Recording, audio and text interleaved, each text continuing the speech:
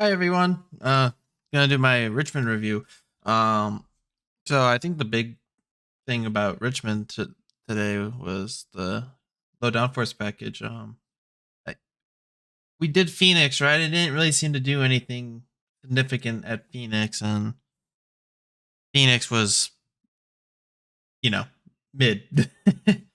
but yeah, I'm gonna say this was a pretty good race. This was much better than Richmond races of the past. Definitely the best one in uh, as long as I can remember. I know the 2016 race with Carl and Kyle Busch, that like the finish wasn't the only thing good about that race. That entire race was really good, but but overall this was a really good race. Probably like 7 out of 10, 8 out of 10 race.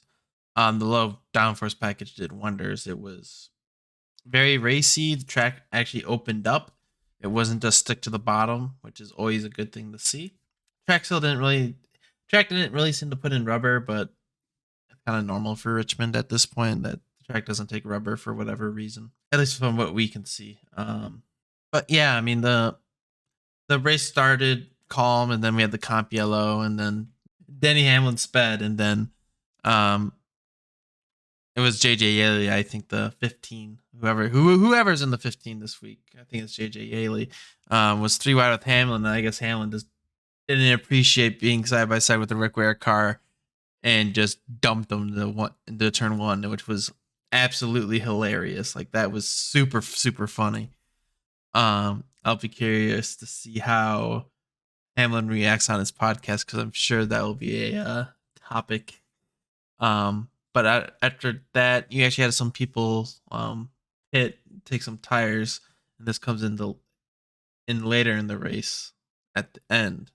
Um, so turns out maybe you shouldn't have pitted there, but some of the cars that pitted were really struggling. So they're just trying to make something happen. But then stage one ends. Byron won stage one. Hendrick looked pretty much untouchable in stage one, and it was kind of like, oh, here we go again, another Hendrick nomination. But stage two, it was short run, and then you had Blaney just take out Josh Berry for whatever reason. That was a kind of a weird situation.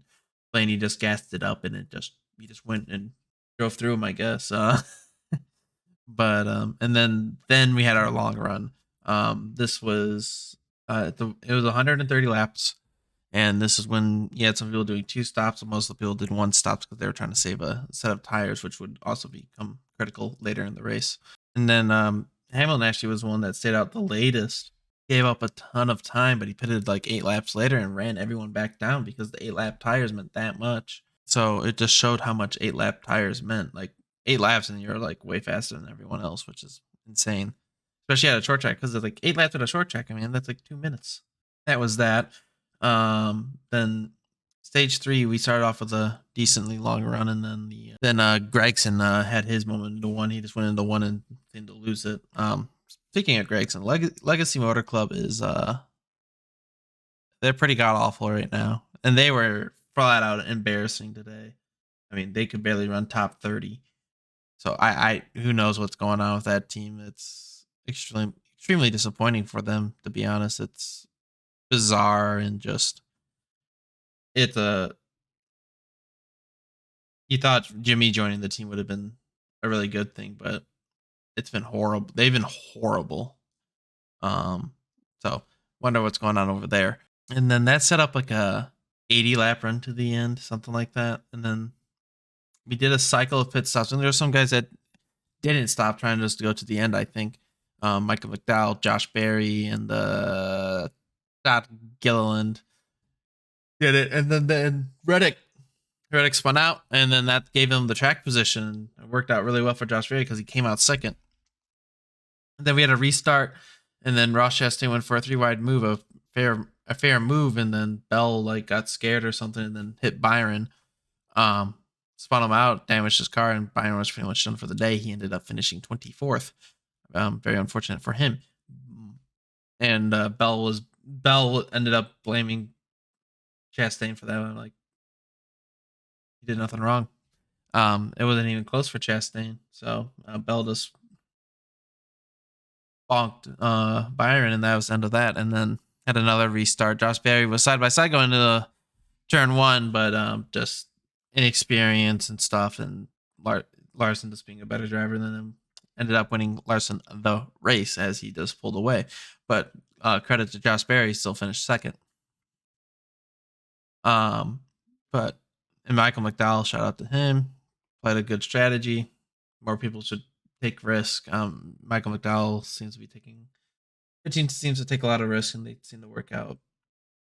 I wish more teams would take risks because there always seems to be late race yellows these days, and really rare for long green flag runs to end races these days. The only time it's happened this year is Auto Club. Other than that, it's been like 10 lap dashes. A 10 lap dash is a long run to the finish. So honestly, today the final run was 14 laps today. That's probably the second longest run besides Auto Club. That's the longest run to the finish this year, I think, which is kind of embarrassing. I guess you'd say, but yeah. I mean, overall, this was a very racy package. The short track package here was definitely a huge improvement. Cars were racy. It was still Richmond where things got strung out and stuff. But I think that's just kind of what Richmond is these days. But it was still very racy. Multiple grooves. You could pass people. And it was really good. So that was that. Next week is Bristol Dirt, which is going to be something. Not sure exactly what that's going to be, but yeah, Bristol Dirt next week on Easter Day. So probably the race review will probably be a little later just because family stuff. But I hope you guys enjoyed my thoughts on Richmond, and if you liked it, don't forget to like, follow, subscribe, all that good stuff. And I will see you guys in my next video. Peace.